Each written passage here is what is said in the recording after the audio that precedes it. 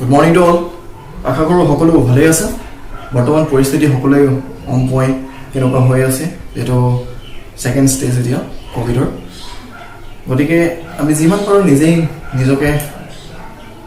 নিজৰ কেয়াৰ ল'ব লাগিব, নহয় জানো? আৰু যিমান পাৰোঁ ঘৰত থাকা, বাহিৰত বিনা কাৰণত ঘূৰি নুফুৰিবা।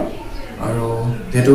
সকলোবোৰ শিক্ষা অনুষ্ঠানেই বন্ধ, গতিকে যিমান পাৰোঁ আমি ঘৰৰ পৰাই পঢ়িব লাগিব, নহয় জানো? গতিকে আমি ভিডিঅ'টো আৰম্ভ কৰোঁ আহা।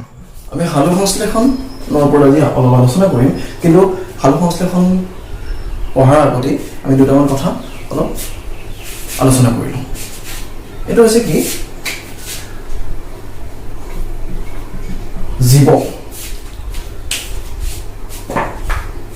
জীৱ মানে সকলোৱে জানো, জীৱৰ কিছুমান বৈশিষ্ট্য থাকে, সকলোৱে জানো। আমি কি হয়, জীৱক কি হয় দুটা ভাগত ভাগ কৰা হৈছে। এটা হৈছে প্ৰাণী আৰু দুই নম্বৰটো হৈছে কি উদ্ভিদ। প্ৰাণী আৰু উদ্ভিদ দুটা ভাগত ভাগ কৰা হৈছে। এই দুইটাকে কি হয়, দুইটাই যিহেতু জীৱ, গতিকে সিহঁতে কি হয় জীয়াই থাকে। আৰু জীয়াই থাকিবৰ কাৰণে কি হয়, সকলোকে খাদ্যৰ প্ৰয়োজন হয়। আমাৰ দৈনন্দিন জীৱনত যিমানখিনি কাম আছে সেই কামখিনি কৰিবৰ বাবে কি হয়, আমাক শক্তি লাগে। লগতে নিজৰ দেহৰ বৃদ্ধি আৰু বিকাশৰ বাবেও কি হয়, শক্তিৰ প্ৰয়োজন হয়। তোমালোকে আগতে কি হয়, সৰু কেঁচুৱা আছিলা, তাৰপিছত লাহে লাহে কি হয় ডাঙৰ হ'লা, কথা ক'ব পৰা হ'লা, নহয় জানো? তেনেকৈ কি হয়, সেইটোক আমি বৃদ্ধি বিকাশ, সেইখিনি আমি পিছত পঢ়িম। এই বৃদ্ধি আৰু বিকাশ আৰু তোমাৰ যোনখিনি দৈনন্দিন কাম, সেই গোটেই কামখিনি কৰিবৰ কাৰণে আমাক কি লাগে, খাদ্যৰ প্ৰয়োজন হয়। খাদ্য কি হয়, এই দুইটাই উৎপন্ন কৰিব পাৰেনে, নিজে নিজৰ খাদ্য প্ৰস্তুত কৰিব পাৰেনে? আমিতো দুইটাইতো খাদ্য গ্ৰহণ কৰে, উদ্ভিদেও গ্ৰহণ কৰে, প্ৰাণীয়েও গ্ৰহণ কৰে। কিন্তু দুইটাৰ ভিতৰত কি হয়, প্ৰাণীয়ে নিজে নিজৰ খাদ্য প্ৰস্তুত কৰিব নোৱাৰে। এই কি কৰিব নোৱাৰে, প্ৰাণীয়ে নিজে নিজৰ খাদ্য প্ৰস্তুত কৰিব নোৱাৰে, কিন্তু উদ্ভিদে নিজে নিজৰ খাদ্য প্ৰস্তুত কৰিব পাৰে। মনত ৰাখিবা দুটা কথা, প্ৰাণীয়ে নোৱাৰে, উদ্ভিদে নিজে নিজৰ খাদ্য প্ৰস্তুত কৰিব পাৰে। এতিয়া ক'লো যে উদ্ভিদে নিজে নিজৰ খাদ্য প্ৰস্তুত কৰে, ঠিক আছে। উদ্ভিদে কেনেকৈনো খাদ্য প্ৰস্তুত কৰে সেইখিনিৰ ওপৰত আলোচনা কৰিম। আৰু যিটো প্ৰক্ৰিয়াৰ সহায়ত উদ্ভিদে খাদ্য প্ৰস্তুত কৰে সেই প্ৰক্ৰিয়াটোকেই আমি সালোক সংশ্লেষণ বা ফটোচিন্থেসিস বুলি কওঁ, ঠিক আছে। এতিয়া উদ্ভিদজোপাৰ আমি জানো যে উদ্ভিদৰ কি অংশ, যি অংশ থাকে সেইকেইটাৰ নাম জানাই তোমালোকে। কি হয়, ডাল, পাত, শিপা, কাণ্ড, ফুল, ফল, নহয় জানো? সেই গোটেইখিনি লগ লাগি এজোপা উদ্ভিদৰ সৃষ্টি হৈছে। এতিয়া এই উদ্ভিদজোপাৰ গোটেই অংশকেইটা, আমি কোৱা গোটেই অংশকেইটাই খাদ্য প্ৰস্তুত কৰে নেকি? নকৰে। কি কৰে, উদ্ভিদৰ অকল সেই সেউজীয়া অংশ, অৰ্থাৎ পাতৰ কথা কৈছোঁ, সেউজীয়া পাতেহে কি হয় উদ্ভিদৰ খাদ্য প্ৰস্তুত কৰে। এতিয়া উদ্ভিদৰ সেউজীয়া পাতত কিছুমান অংগ থাকে। ইয়াৰ কি উপস্থিত থাকে, হৰিতকণা, লগতে কিছুমান সৰু সৰু ফুটা থাকে। কোনফালে থাকে জানানে? এই সৰু সৰু কিছুমান ফুটা থাকে। এই ফুটাবিলাক উদ্ভিদৰ পাতখনৰ পাছফালে থাকে। এই ফুটাবিলাকক কি বুলি কোৱা হয়, পত্ৰ ৰন্ধ্ৰ বুলি কোৱা হয়। ৰন্ধ্ৰ মানে ফুটা, যিহেতু পাতত থাকে গতিকে পত্ৰ ৰন্ধ্ৰ। মনত ৰাখিবা এইটো কথা। এতিয়া এই সালোক সংশ্লেষণ প্ৰক্ৰিয়াটোৰ কাৰণে কি হয়, সূৰ্যৰ পোহৰ প্ৰয়োজন। গতিকে কি লাগিব, সূৰ্যৰ পোহৰ লাগিব। তোমালোকে সকলোৱে জানা যে শক্তিৰ প্ৰধান উৎস হৈছে কি, সূৰ্য। গতিকে আমাৰ কি হয়, সূৰ্য লাগিবই, সূৰ্যৰ পোহৰ ৰশ্মি লাগিবই, ঠিক আছে।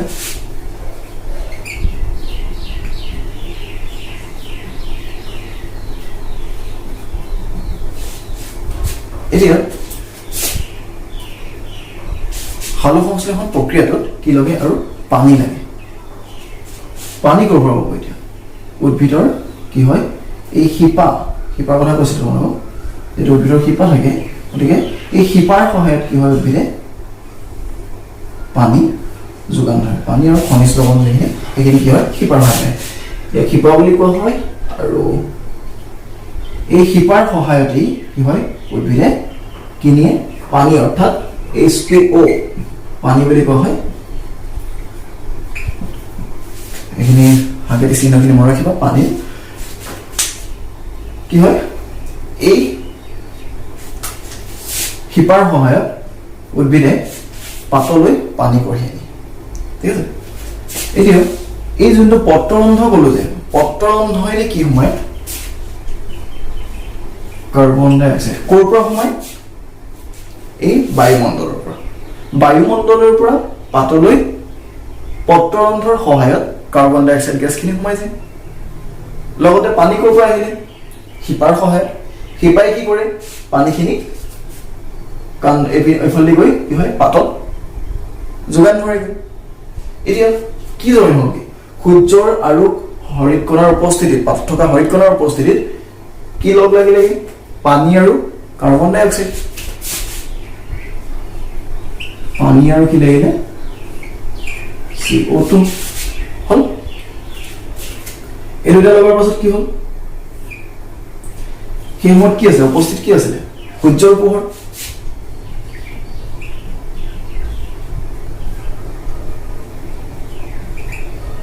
আৰু কি আছিলে হৰিতকণা বা পত্ৰহৰিত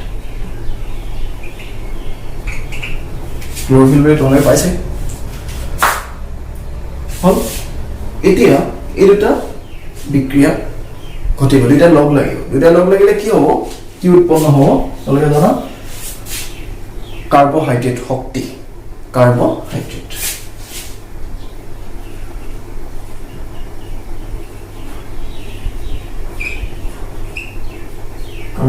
উৎপন্ন হ'ব অৰ্থাৎ এইখিনি হ'ব কি খাদ্য মই কাষত লিখি থৈছোঁ খাদ্য ঠিক আছে এতিয়া ইয়াৰ উপৰিও আৰু কি উৎপন্ন হ'ব এবিধ গেছ উৎপন্ন হয় আৰু গেছবিধৰ নাম কি হয় অক্সিজেন প্লাছ কিমান O2 অক্সিজেন এতিয়া এহলে গম পালো যে কি হয় এই সালোক সংশ্লেষণ প্ৰক্ৰিয়াটোত কি লাগে কাৰক কি লাগে পানী লাগিব কাৰ্বন ডাই অক্সাইড লাগিব সূৰ্যৰ পোহৰ উপস্থিত হ'ব লাগিব আৰু কি হয় হৰিতকণা লাগিব বা পত্ৰহৰিত লাগিব এতিয়া পানী ক'ৰ পৰা হ'ব শিপাৰ সহায়ত যাব কাৰ্বন ডাই অক্সাইড কোনফালে সোমাব বায়ুমণ্ডলৰ পৰা কি হয় পাতত পত্ৰৰন্ধ্ৰেদি সোমাব লগতে সূৰ্যৰ পোহৰ লাগিব আৰু কি হয় হৰিতকণা লাগিব হৰিতকণা থাকেই পাতত গতিকে এইখিনি হোৱাৰ পাছত কি উৎপন্ন হ'ব কাৰ্বহাইড্ৰেট অৰ্থাৎ খাদ্য শক্তি যোনটো কাৰ্বহাইড্ৰেট আমি জানো কি হয় শক্তি খাদ্য উৎপন্ন হ'ব খাদ্য কি হ'ব খাদ্য উৎপন্ন হোৱাৰ লগতে আৰু কি উৎপন্ন হ'ব অক্সিজেন গেছ O2 অক্সিজেন লিখা O2 লিখো সংকেতটো ঠিক আছে এৰলৈকে এতিয়া এইখিনি উৎপন্ন হয় এতিয়া মই ক'লো যে পাৰ সহায়ত কি হয় পানী আহিলে পত্ৰৰন্ধ্ৰৰ সহায়ত কি হয় কাৰ্বন ডাই অক্সাইড গেছ বায়ুমণ্ডলৰ পৰা ক'লৈ গ'ল পত্ৰৰ ভিতৰলৈ সোমাই গ'ল এতিয়া শিপাই যে এই পানীখিনি লৈ গ'ল এডোখৰলৈ আনিলে এই বাকীখিনি অংশ কোনে নিব কি হয় সংবহন কলা বুলি তোমালোকে পাছত পঢ়িবলৈ পাবা এই সংবহন কলাৰ দুটা ভাগ আছে এটা হৈছে জাইলেম এটা হৈছে ফ্লুয়েম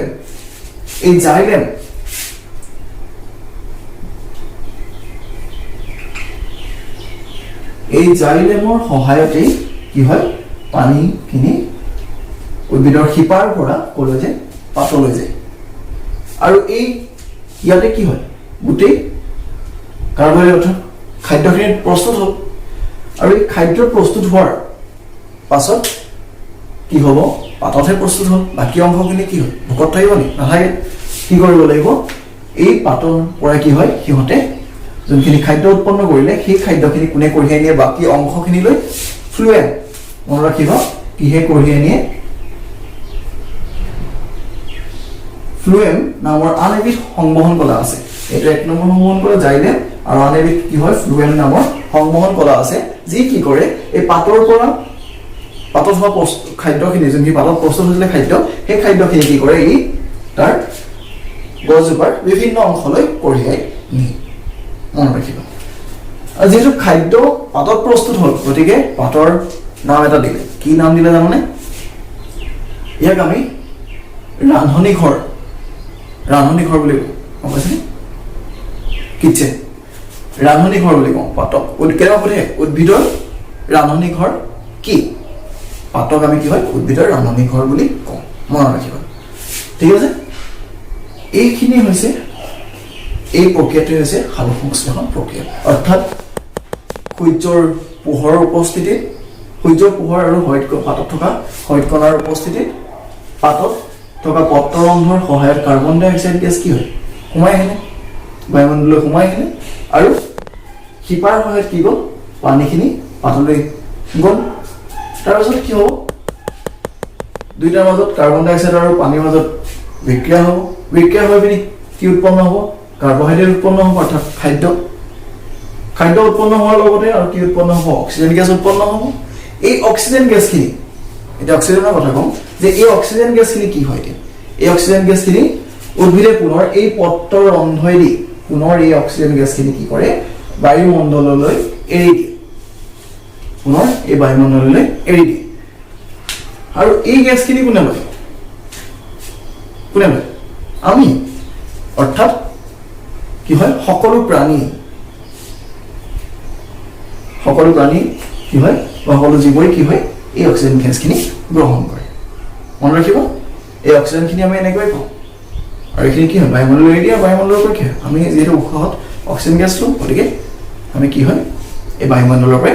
উদ্ভিদে প্ৰস্তুত কৰা বা উদ্ভিদে উৎপন্ন কৰা খাদ্য প্ৰস্তুত কৰোঁতে উৎপন্ন কৰা অক্সিজেন গেছখিনি আমি লওঁ ঠিক আছে এতিয়া তোমালোকে কোৱা শুনিছা চাগে যে আৰু এটা কথা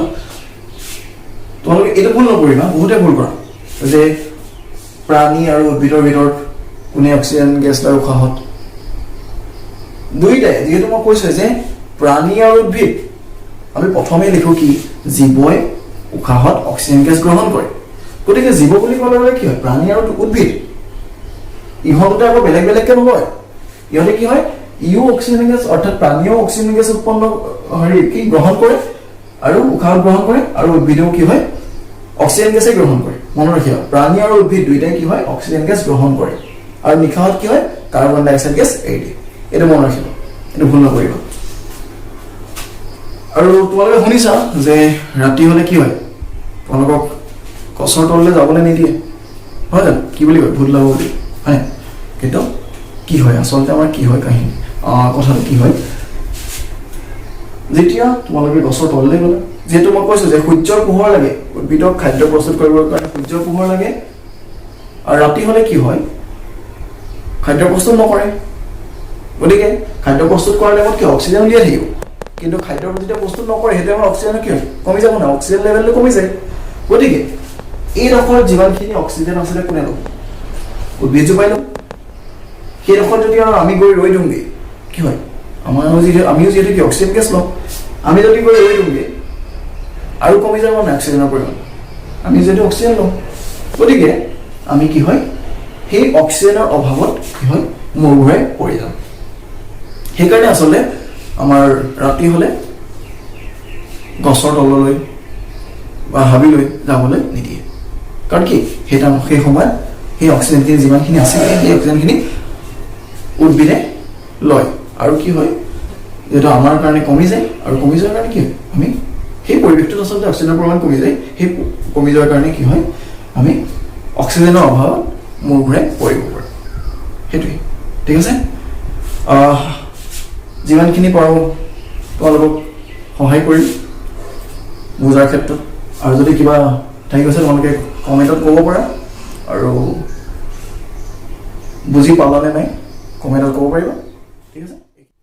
নেক্সট আন এটা টপিক লৈ তোমালোকৰ সন্মুখলৈ অহাৰ প্ৰতিশ্ৰুতিৰে আজিলৈ ইয়াতেই সমাপ্ত কৰিছোঁ ধন্যবাদ